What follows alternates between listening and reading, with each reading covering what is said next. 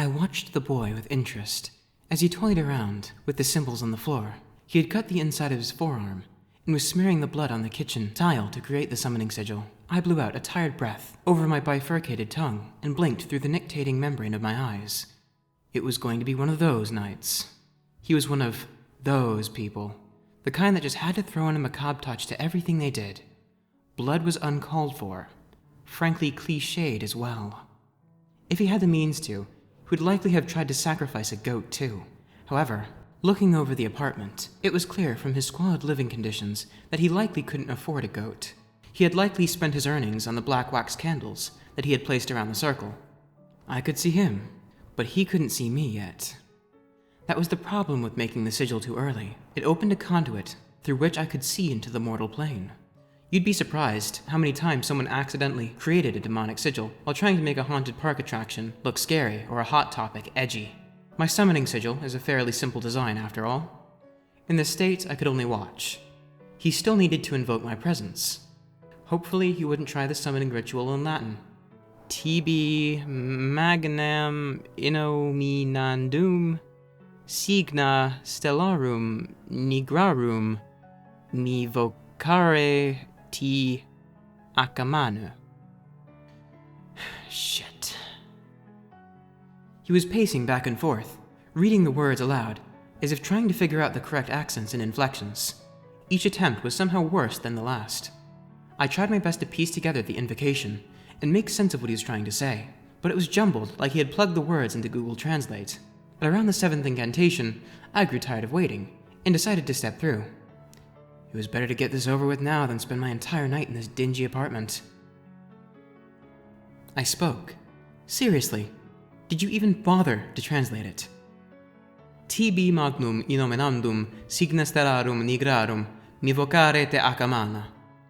This is in English, to you, the great not to be named, signs of the black stars. I summon you, Acamana. First off, I think you owe Lovecraft royalties for ripping off that line. Second, why would you call me one not to be named, and then proceed to name me? What am I, Voldemort? Besides, if you knew you were going to butcher the language, why not just stick to invoking me with my sigil and summon? He looked up from his phone, where he had Googled the words with a deer-in-headlights expression. I tend to get this look a lot at first. Summoners always have this image in their mind of a muscular, red-skinned demon with hooked claws and a goat head. I am none of those things. God was my creator as well. Why would we be made in the image of cutting claws, masticating mandibles, and grotesque sucking appendages? God had a pattern that he stuck with. Humans, demons, angels. We all look relatively the same, yet we are so different. I clarified for him. Think of it like this. If God is your father, then Satan is your cousin. Why would we look any different from you? So you're like me? I made a wry face and shook my head. You didn't summon me here to chat, did you? He spoke, his voice barely above a whisper. You're bound to me. You must do my bidding. I chuckled.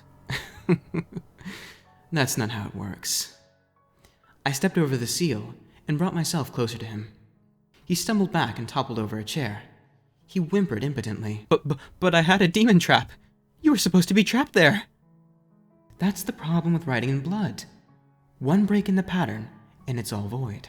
In this instance, it was those overpriced candles you likely picked up at Hot Topic, which resulted in breaks around the outer circle. Please don't flay me and rape my corpse. What? Why would I... Never mind. Not even gonna touch that one. What purpose would serve me to kill you? Word of mouth gets around, and suddenly summoning Acamana is akin to instant death. No, that's bad publicity. I'm here to make a deal. You summoning me here for that, right? He paused for a moment, deciding to bury the initial fear, and said, What do you want in exchange? My soul? I laughed. Your soul. Sorry, but what the hell would I do with your soul? It's an insubstantial thing. It's about as valuable as your virginity. He winced. I had hit a sore topic. Your servitude and pledge are what really matter here. In exchange for my assistance, you will spread the word about me. There's power to be had in influence, and there's strength to be found in the servitude of others. He spoke, anger tinging his voice. "And what if I back out of the deal? What are you gonna do?" He was angry about the virginity comment. A virgin? Or possibly... You would regret it. I left it at that, knowing his imagination would fill in the blanks and paint tortures worse than anything I could ever manage. Man always did have a knack for ingenuity. He blanched at the thought. I knew he would be mine, and he would do exactly what I wanted. There was only the small matter of the deal and its components. He paused as if weighing his words.